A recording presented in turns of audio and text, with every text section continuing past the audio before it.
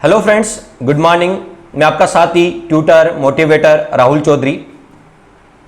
दोस्तों, हम राजस्थान ज्योग्राफी के अरावली के बारे में पढ़ रहे थे, अरावली की महत्वपूर्ण विशेषताएं, और साथ ही साथ हमने अरावली की पहाड़ियों के बारे में अध्ययन किया था।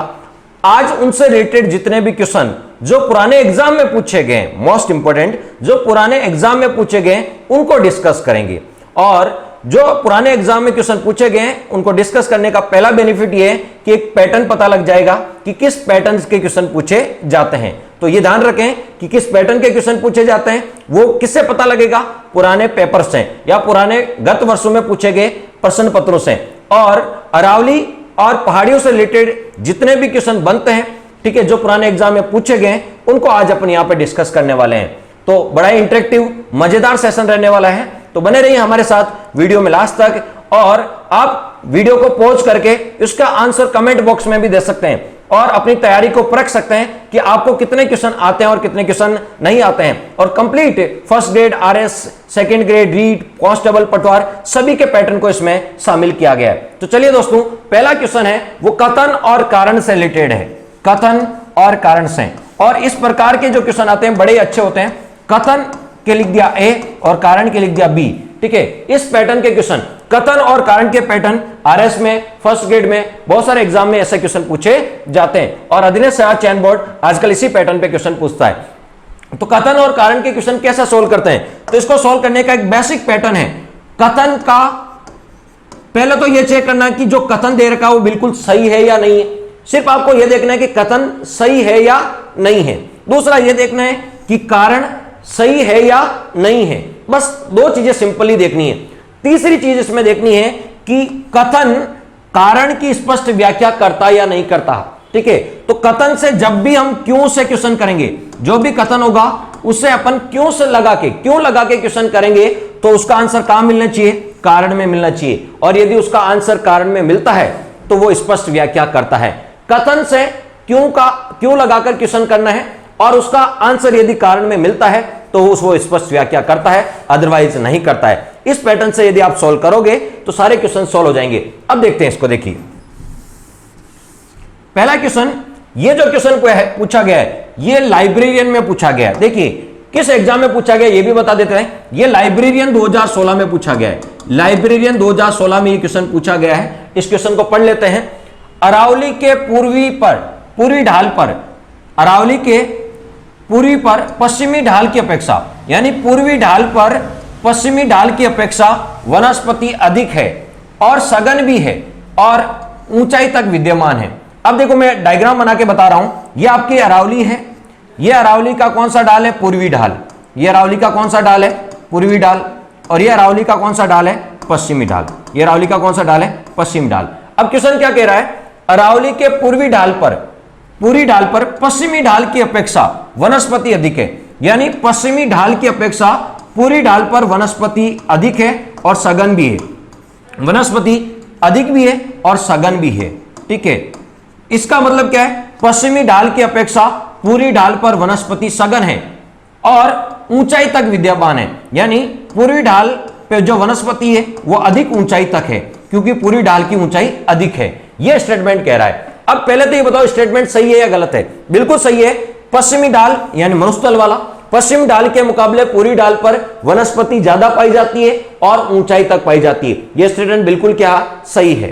अब देखिए दूसरा स्टेटमेंट चेक कर लेते हैं। दूसरा स्टेटमेंट है अरावली के पूरी ढाल अधिक मानसूनी वर्षा प्राप्त करते हैं, यानी अरावली का जो पूरी ढाल है वो अधिक वर्षा प्राप्त करता है, अधिक वर्षा प्राप्त करता है। पूरी ढाल पर अधिक वर्षा होती है, पूरी ढाल पर अधिक वर्षा होती है। तथा पश्चिमी ढाल की अपेक्षा तीक्ष्ण ढाल युक्त उच्च स्तर है, ठीक है। यानी पश्चिमी ढाल की अपेक्षा यह अधिक ऊंचाई पर स्थित है। पश्चिमी ढाल की अपेक्षा अधिक ऊंचाई पर स्थित है। देखिए हमने दो चीजें यहां पे नोट करी है कि यहां पर पश्चिमी ढाल और पूर्वी ढाल अरावली के, उनकी तुलना करके क्वेश्चन पूछा गया। एक तो यहां से, अब इस क्वेश्चन को पढ़ने से पता लगता है कितना अच्छा पैटर्न से क्वेश्चन बनाया गया है। तो पहले तो ये देख लेते हैं। पहला स्टेटमेंट देख के कह रहा है कि पश्चिमी ढाल की अपेक्षा पूरी ढाल पर वनस्पति ज्यादा पाई जाती है, क्योंकि पूरी ढाल की ऊंचाई अधिक है। तो ये स्टेटमेंट बिल्कुल सही है। दूसरा स्टेटमेंट कह रहा है पश्चिमी ढाल की अपेक्षा पूरी ढाल पर ज्यादा वर्षा होती है। तो ये भी बिल्कुल सही है कि पूरी ढाल पर अरब बंगाल की खाड़ी शाखा से वर्षा होती है, जबकि पश्चिमी ढाल के समानांतर अरब सागर की शाखा आती है जो सीधी निकल जाती है। तो पश्चिमी ढाल पर वर्षा कम होती है और पूरी ढाल पर वर्षा ज्यादा। दोनों बिल्कुल सही है। अब देखिए स्टेटमेंट क्या है, ए ओ आर। ए आर का मतलब है ए कौन सा हो गया, कथन, और आर कौन सा हो गया, कारण।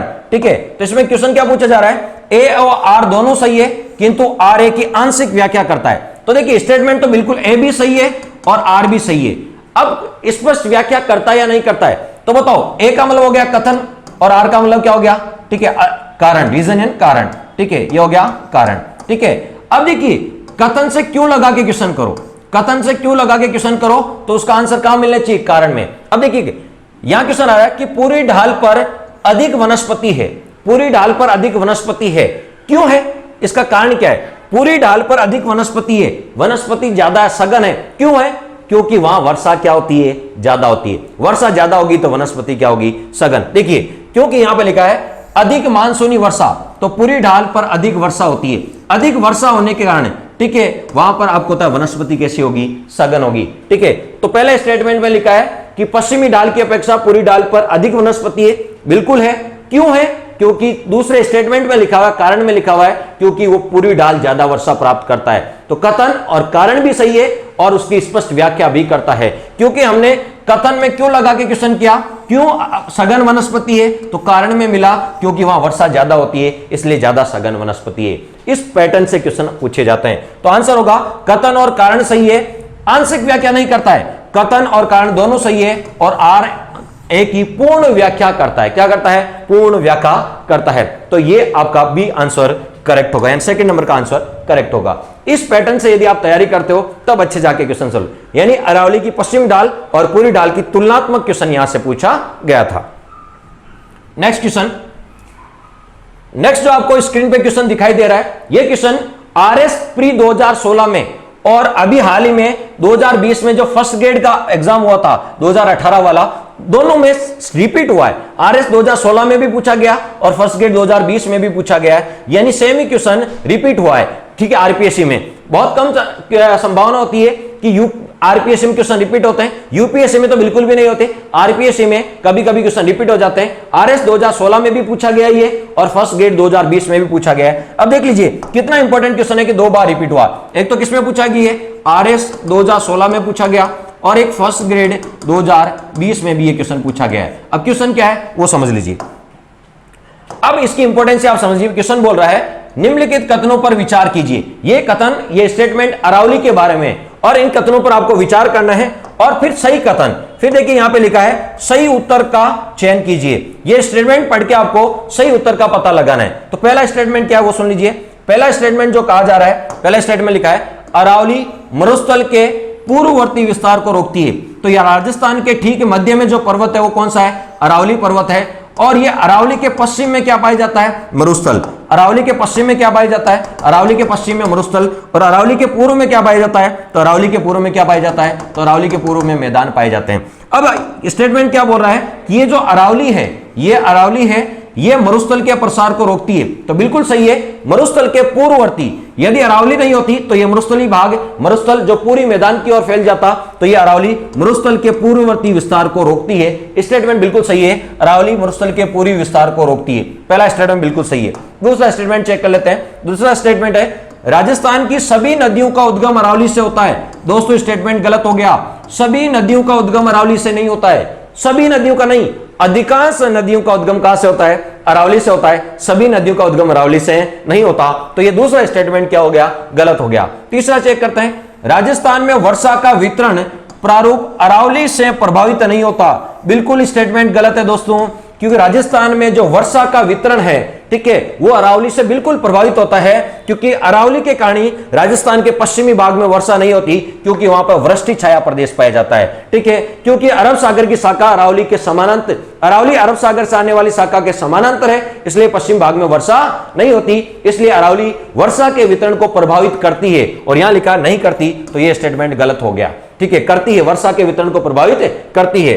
और लास्ट स्टेटमेंट पढ़ते हैं, चौथा, अरावली प्रदेश धात्विक खनिज, बिल्कुल अरावली खनिजों की दृष्टि से संपन्न है और मुख्यतः कौन से धात्विक खनिजों की दृष्टि से संपन्न है, क्योंकि यहां पर धारवाड़ क्रम की चट्टानें पाई जाती है जो धात्विक खनिजों के लिए प्रसिद्ध है, जैसे लोहा, लोहाइस्क, तांबा, सीसा, जस्ता, ठीक है, ये धात्विक खनिजों के लिए प्रसिद्ध है अरावली। ठीक है, तो हमने देखा कि एक तो स्टेटमेंट ए सही है, मरुस्थल के प्रसार को रोकती है, स्टेटमेंट डी सही है, ये धात्विक खनिजों की दृष्टि से संपन्न है, तो ए और डी बिल्कुल सही है, तो आंसर होगा 4, केवल ए और डी ये बिल्कुल सही है। तो हमने एक्सप्लेन के साथ देखा कि किस पैटर्न से क्वेश्चन पूछे जाते हैं। नेक्स्ट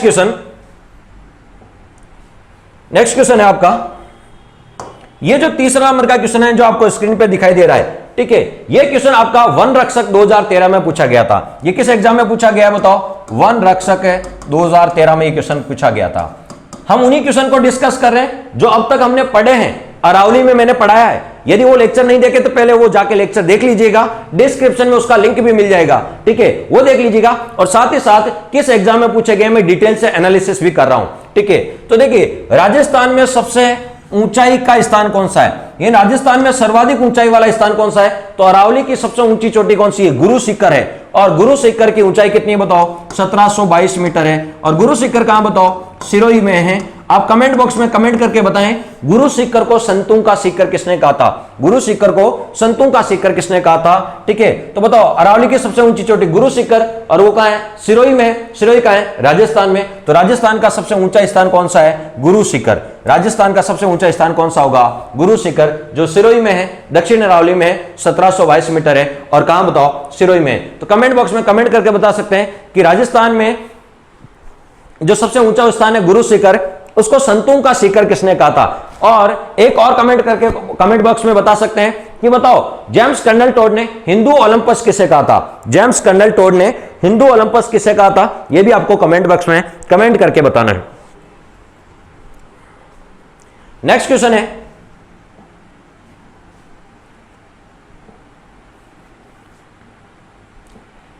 जो चौथा क्वेश्चन है आपका, ये चौथा क्वेश्चन किस एग्जाम में पूछा गया है वो भी मैं आपको बता देता हूं। जो चौथा क्वेश्चन पूछा गया है ये सेकंड ग्रेड 2011 में पूछा गया है। किसमें पूछा गया बताओ? सेकंड ग्रेड 2011 में पूछा गया है। और क्वेश्चन क्या है? अरावली पर्वत श्रेणी का विकास किस काल में हुआ?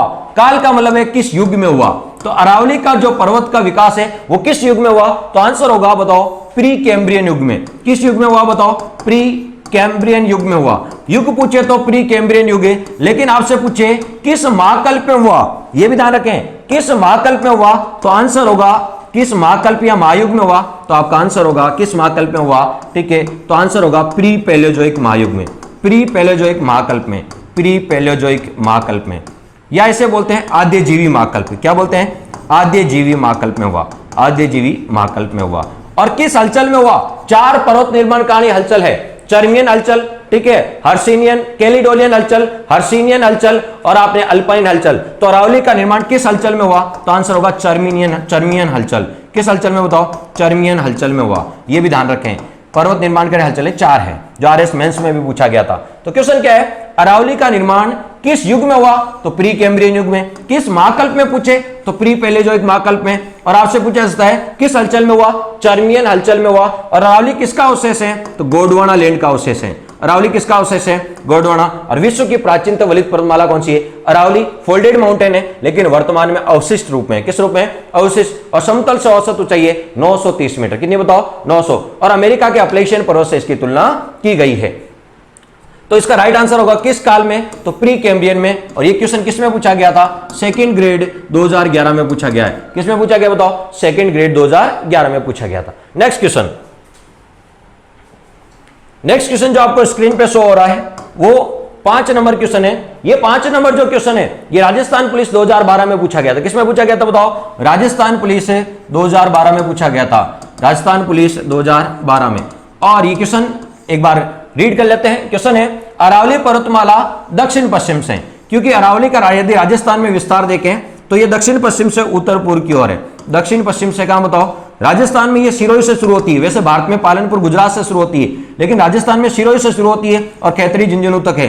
तो दक्षिण पश्चिम से कहां बताओ? उत्तर पूर्व की ओर। दक्षिण पश्चिम से कहां बताओ? उत्तर पूर्व की ओर है। अब क्वेश्चन क्या पूछा जा रहा है, अरावली पर्वतमाला दक्षिण पश्चिम से राजस्थान के किस जिले से प्रारंभ होती है? तो ये दक्षिण पश्चिम में राजस्थान के किस जिले से शुरू होती है? तो ये आपको पता सिरोही से शुरू होती है। तो राजस्थान के किस जिले से शुरू होती है? तब आपका आंसर होगा राजस्थान के सिरोही जिले से शुरू होती है। तो इसका राइट आंसर है दक्षिण पश्चिमी राजस्थान के सिरोही जिले से शुरू होती है और कहां तक? खेतड़ी झुंझुनू तक जाती है। अरावली की कुल लंबाई पूछे तो 692 किलोमीटर है, लेकिन राजस्थान में पूछे तो 550 किलोमीटर है। यानी टोटल लेंथ का कितना परसेंट है? 80% है। और कितने राज्यों में है? तो पालनपुर गुजरात से, वैसे मूल के अंदर अरब सागर है, लक्षद्वीप, लेकिन राजस्थान में गुजरात, उसके बाद राजस्थान, उसके बाद हरियाणा और उसके बाद केंद्र शासित प्रदेश दिल्ली तक जाती है, रायसेना हिल्स या रायसेना की पहाड़ियों तक, जिसपे राष्ट्रपति भवन बना हुआ है। ठीक है, तो यह भी आपको पता होना चाहिए। और राजस्थान में इसकी आकृति कर्ण के समान या तानपुर के समान है। नेक्स्ट क्वेश्चन, जो छठा नंबर क्वेश्चन आपको शो हो रहा है स्क्रीन पे, ये जो छठा नंबर क्वेश्चन है वो जो पूछा गया है, ठीक है, वो जो क्वेश्चन रीट में पूछा गया, रीट लेवल 2 2012, रीट लेवल 2 2012 में पूछा गया है, रीट लेवल 2 2012 में पूछा गया है। देखिए कितना अच्छा क्वेश्चन पूछा गया है। ठीक है, रीट लेवल 2 में, रीट में भी आजकल ज्योग्राफी के अच्छे क्वेश्चन आते हैं। देखिए क्वेश्चन क्या है कि निम्न में से कौन सा एक कथन, ठीक है, अरावली की सैनियों के लिए सही है? यानी अरावली के बारे में कौन सा स्टेटमेंट बिल्कुल सही है? या रीट में अरावली से लेकर क्वेश्चन पूछा गया था। दोस्तों ये सीरीज अच्छी लग रही है, ठीक है, कंटेंट अच्छा लग रहा है, अच्छे क्वेश्चन आपको लग रहे हैं, डेप्थ के लग रहे हैं, एनालिसिस अच्छी लग रही है, तो दोस्तों लाइक करना ना भूलें, लाइक और शेयर करें। ठीक है, मैक्सिमम लोगों तक पहुंचाएं, दूर दराज के ग्रामीण युवाओं तक पहुंचाएं। आप भी एक मीडिएटर बने, ठीक है, ताकि ग्रामीण क्षेत्र तक इस चैनल की पहुंच बने और अच्छा कंटेंट लोगों तक निःशुल्क रूप से पहुंचे। देखिए अरावली के बारे में कौन सा स्टेटमेंट सही है, रीट में पूछा गया था। तो देखो, क्या अरावली वर्षा में सहायक है? क्या अरावली वर्षा में सहायक है? तो स्टेटमेंट गलत है, अरावली वर्षा में सहायक नहीं है। अरावली राजस्थान में वर्षा में सहायक नहीं है, क्योंकि अरब सागर की शाखा के अरावली समानांतर है, इसलिए पश्चिम भाग में वर्षा नहीं होती। तो स्टेटमेंट बिल्कुल गलत है। जल विद्युत उत्पादन के लिए उपयुक्त है, तो अरावली राजस्थान में जल विद्युत के लिए उपयुक्त नहीं है, यह भी ध्यान रखें। हिमालय से निकलने वाली नदियां जल विद्युत के लिए उपयुक्त होती है, ठीक है, लेकिन अरावली की इतनी ऊंचाई नहीं है, समतल से 930 मीटर ऊंचाई है, तो यहां से निकलने वाली नदियां बहुत तेज गति से नहीं आती है, इसलिए जल के लिए ज्यादा उपयुक्त, यानी जल विद्युत हाइड्रो इलेक्ट्रिसिटी के लिए ज्यादा उपयुक्त नहीं है। जल विभाजक का कार्य करती, बिल्कुल सही है, अरावली जल विभाजक का कार्य करती है। कैसे? ये अरावली दिल्ली तक जाती है, रायसेन हिल्स की पहाड़ी कहां तक है? दिल्ली। दिल्ली एक नदी के किनारे है, वो है यमुना नदी के किनारे, और यमुना किसकी सहायक नदी है? गंगा की। और इधर आपको एक नदी बहती है पंजाब में, सतलज। कौन सी? सतलज, ठीक है, और जो किसकी सहायक नदी है? सिंधु की। और सिंधु जाके कहां गिरती है? अरब सागर में। कहां गिरती है? अरब सागर में। और गंगा कहां जाके गिरती है? बंगाल की खाड़ी में। कहां बताओ? बंगाल की खाड़ी में। तो सिंपल सा क्वेश्चन है, ये अरावली जो पर्वत है, ये भारत की किन नदियों के मध्य जल विभाजक का काम करती है? तो भारत की यमुना और सतलज के मध्य जल विभाजक का काम करती है। और भारत के किस अफवाह तंत्र के मध्य? तो गंगा अफवाह तंत्र और सिंधु अफवाह तंत्र के मध्य जल विभाजक का काम करती है। राजस्थान की बनास और लूणी नदी के मध्य जल विभाजक का काम करती है। यदि सामान्य शब्दों में कहें तो अरावली के पश्चिम में बहने वाली नदियां अपना जल अरब सागर में ले जाती है, और पूर्व में बहने वाली नदियां जल बंगाल की खाड़ी में ले जाती है। यानी ये जल विभाजक का कार्य करती है, क्योंकि इस तरफ बहने वाली नदियां अरब सागर में जाएगी, इस तरफ में बहने वाली बंगाल की खाड़ी में जाएगी। इसका मतलब अरावली जल विभाजक का कार्य भी करती है। तो ये स्टेटमेंट बिल्कुल सही है, अरावली जल विभाजक का कार्य करती है। नेक्स्ट क्वेश्चन, नेक्स्ट जो आपका स्टेटमेंट है वो परिवहन के लिए अवरोधक है। क्या अरावली परिवहन में बाधा उत्पन्न करती है? नहीं दोस्तों, अरावली में छोटे छोटे पास या दर्रे बने हुए हैं, ठीक है, और ये दर्रे हैं जिनके माध्यम से एक स्थान से कहां जा सकते हैं? दूसरे स्थान में। जैसे देसूरी का दर्रा, हाथीगुड़ा की नाल, पगलिया की नाल, जिलेवा की नाल, ठीक है, तो ये छोटे छोटे क्या बने हुए? दर्रे बने हुए, जिनके माध्यम से एक स्थान से कहां जा सकते हैं? दूसरे स्थान तक जा सकते हैं। तो ये परिवहन के लिए अवरोधक नहीं है। ये स्टेटमेंट भी गलत हो गया। अब देखिए, ये स्टेटमेंट भी गलत है, वर्षा में सहायक नहीं है। जल विद्युत के लिए ये भी स्टेटमेंट गलत है। परिवहन के लिए अवरोधक है, यह स्टेटमेंट भी गलत है। तो स्टेटमेंट सही कौन सा है? जल विभाजक का कार्य करती है अरावली। हमें सही चाटना था, तो अरावली जल विभाजक का कार्य करती है। तो ये सबसे सुटेबल आंसर है, ठीक है। तो ये रीट में पूछा गया था, कितना अच्छा क्वेश्चन है। नेक्स्ट क्वेश्चन जो आपको स्क्रीन पे शो हो रहा है, ठीक है, 7 नंबर क्वेश्चन। कौन सा बताओ? 7 नंबर क्वेश्चन जो है राजस्थान पुलिस 2010 में पूछा गया था। किसमें पूछा गया था? राजस्थान पुलिस 2000 में। राजस्थान का सबसे ऊंचा पर्वत शिखर कौन सा है? गुरु शिखर। सबको पता है राजस्थान का सबसे ऊंचा पर्वत शिखर कौन सा है? गुरु शिखर। वो किस जिले में? तो आंसर होगा गुरु शिखर किस जिले में? सिरोही में है। ये अपन पहले भी पढ़ चुके हैं। ये राजस्थान पुलिस से 2010 में पूछा गया था। राजस्थान पुलिस से 2010 में ये क्वेश्चन पूछा गया था। नेक्स्ट क्वेश्चन है मारवाड़ के मैदानी, जो 8 नंबर क्वेश्चन है ये पटवारी 2011 में पूछा गया था। किसमें पूछा गया था बताओ? पटवार 2011 में। पटवार 2011 में पूछा गया था कि मारवाड़ के मैदानी भाग को मेवाड़ के पठारी भाग से अलग करने वाली पर्वत श्रेणी कौन सी है?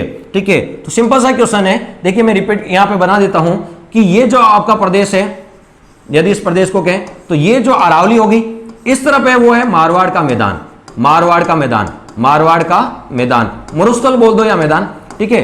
और इस तरफ है मेवाड़ का पठार। उदयपुर में कौन सा पठार है? मेवाड़ का पठार। तो मारवाड़ के मैदान को मेवाड़ के पठार से अलग कौन करती है? तो देखिए इसमें अपन ऑप्शन चेक कर लेते हैं, तारागढ़ या नागपहाड़ी, तारागढ़ की पहाड़ी या नागपहाड़ी, मेवाड़ की पहाड़ियां। देखिए तारागढ़ और नाग की कोई पहाड़ी नहीं है, ये तो तारागढ़ चोटी है, नागपहाड़ी चोटी है, ठीक है। मेवाड़ की पहाड़ियां, फिर है पश्चिमी अरावली पहाड़ियां, ठीक है, और मेरवाड़ा की पहाड़ियां। तो इसका राइट आंसर होगा दोस्तों मेरवाड़ा की पहाड़ियां। आपने नाम सुना होगा अजमेर मेरवाड़ा, तो अजमेर मेरवाड़ा का मतलब अजमेर में जो पहाड़ियां पाई जाती है, टाटगढ़ में जो पहाड़ियां पाई जाती है उन्हें मेरवाड़ा की पहाड़ियां बोलते हैं। और ये देखिए मेरवाड़ा की पहाड़ियां यहाँ पे, ये आपकी है मेरवाड़ा की पहाड़ियां।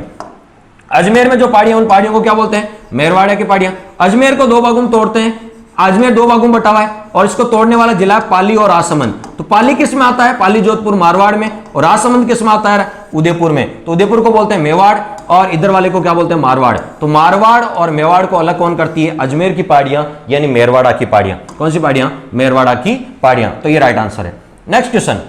नेक्स्ट क्वेश्चन नंबर 9, और ये भी पटवार 2011 में पूछा गया है। यदि आपको इसका आंसर आता तो जल्दी से कमेंट बॉक्स में बताएं, जल्दी से कमेंट बॉक्स में। देखते हैं सबसे पहले कमेंट बॉक्स में आंसर कौन देता है, जल्दी से कमेंट बॉक्स में जरूर बताएं।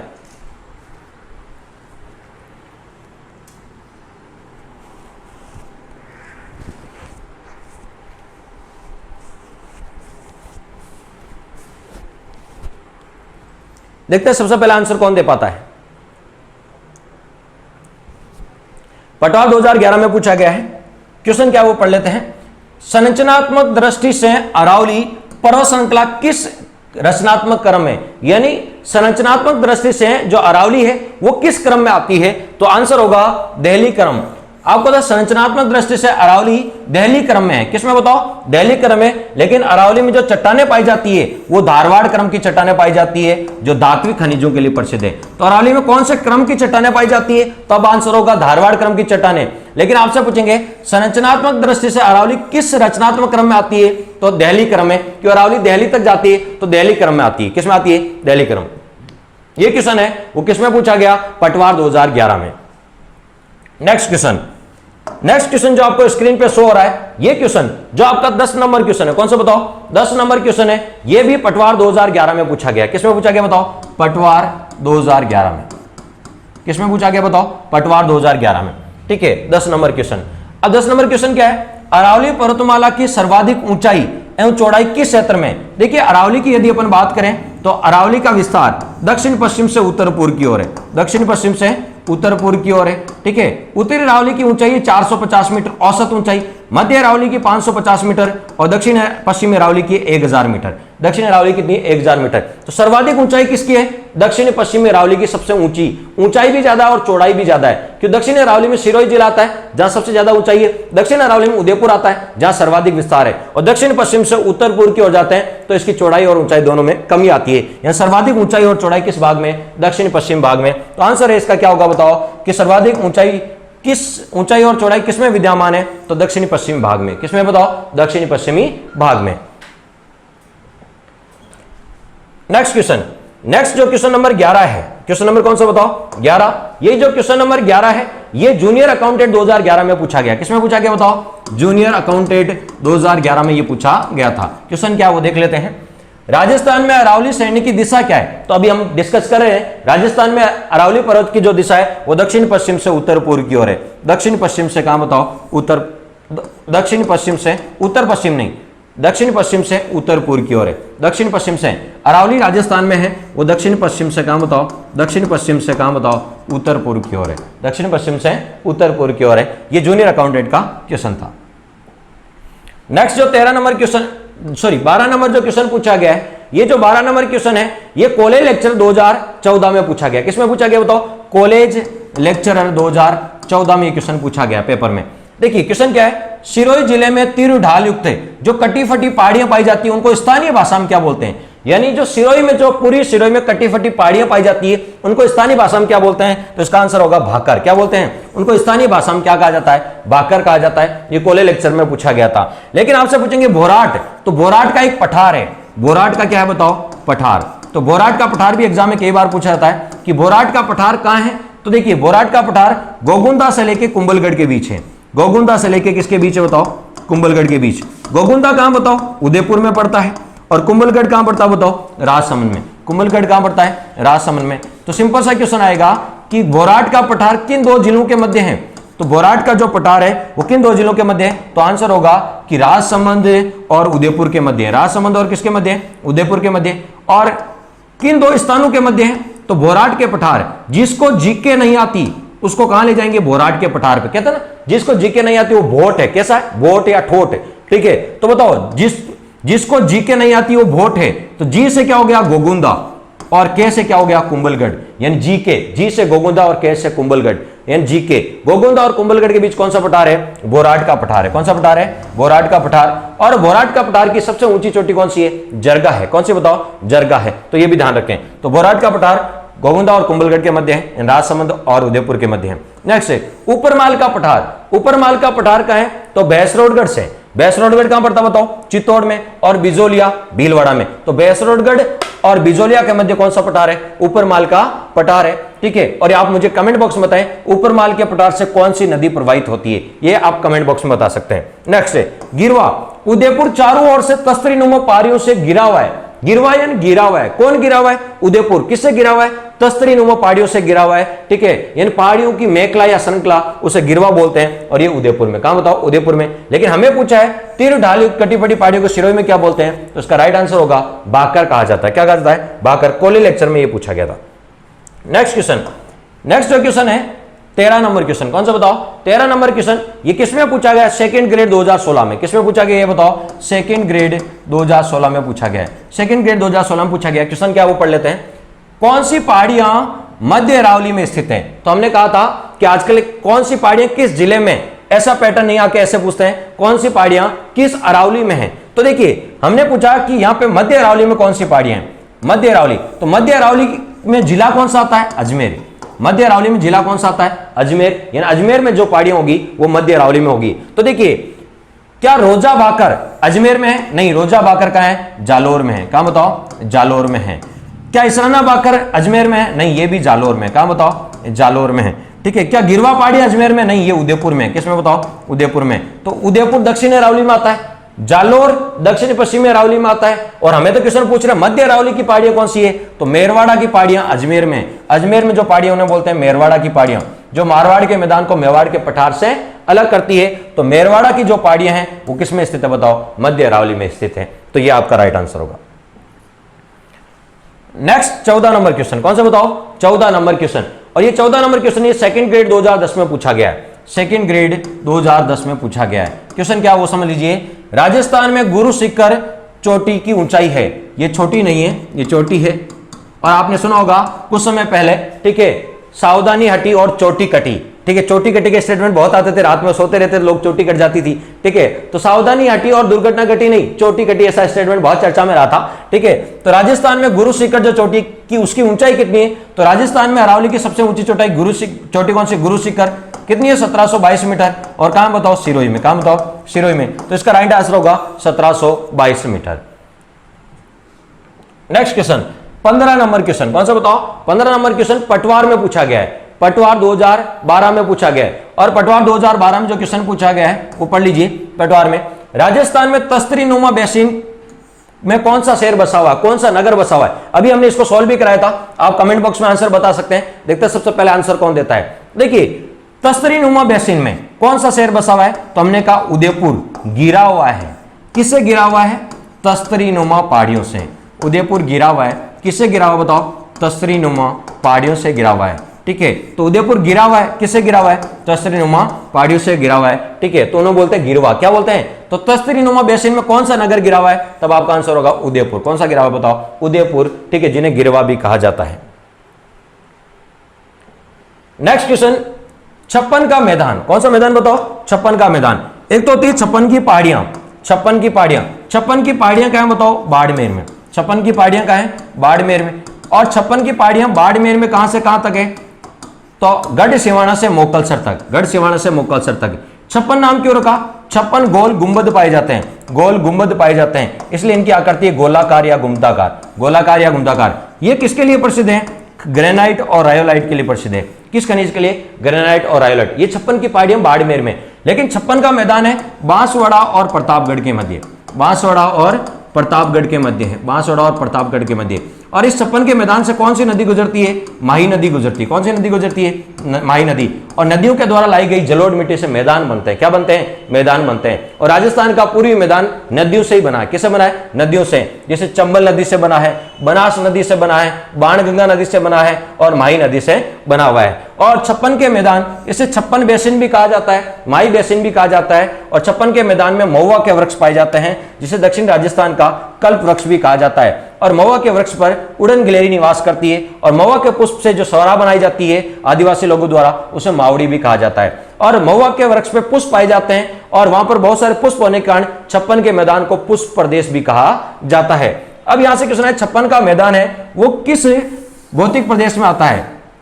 तो राजस्थान को प्रोफेसर रामलोचन सिंह ने कितने भौतिक प्रदेशों में डिवाइड किया है? 4 भौतिक प्रदेशों में डिवाइड किया है। पश्चिम में मरुस्थल है, पश्चिम में मरुस्थल है। मध्य में क्या है? अरावली है, मध्य में अरावली है। पूर्व में क्या है? मैदान है, पूर्व में क्या है? पूर्वी मैदान है। और दक्षिण पूर्व में क्या है? पठार, हाड़ौती का पठार। अब क्वेश्चन आया है कि बताओ, हमने कहा मैदान किससे बनता है? तो नदियों के द्वारा लाई गई जलोढ़ मिट्टी से क्या बनता है? मैदान। तो यहां पे जो मैदान, यहां पे एक नदी बहती है वो है बाणगंगा नदी, यहां पे एक नदी बहती है बनास, यहां पे एक बहती है चंबल। कौन सी? धौलपुर, करौली, सवाईमाधोपुर का मैदान चंबल से बना है। और यहां पे राजस्थान में दक्षिण में डूंगरपुर, बांसवाड़ा में और प्रतापगढ़ में एक नदी बहती है। कौन सी? माही नदी। कौन सी? जो उल्टे यू आकार में बहती है। किसे? उल्टे यू आकार में। तो बताओ, राजस्थान का पूरी मैदान कितने नदियों से बना है? 4, बाणगंगा नदी, बनास नदी, चंबल और माही नदी से। और 56 का जो मैदान है, मैदान हमेशा नदियों से बनता है और माही नदी से बना है। ठीक है। और किस राजस्थान में आता है? तो ये पूर्वी राजस्थान में आता है, पूर्वी मैदानी प्रदेश में आता है। तो यह आपका क्वेश्चन था। तो ये कुछ क्वेश्चन थे जो इंपॉर्टेंट क्वेश्चन थे, जिन पे अपन ने चर्चा की। और ये आपको क्वेश्चन आंसर सीरीज यानी एमसीक्यू सीरीज कैसे लगी कमेंट बॉक्स में जरूर बताएं। ठीक है। और मैक्सिमम लोगों को शेयर भी करें ताकि मैक्सिमम लोगों तक ये अच्छा कंटेंट पहुंच सके। Thanks for watching. यदि पसंद आया तो लाइक भी जरूर करें। थैंक्स।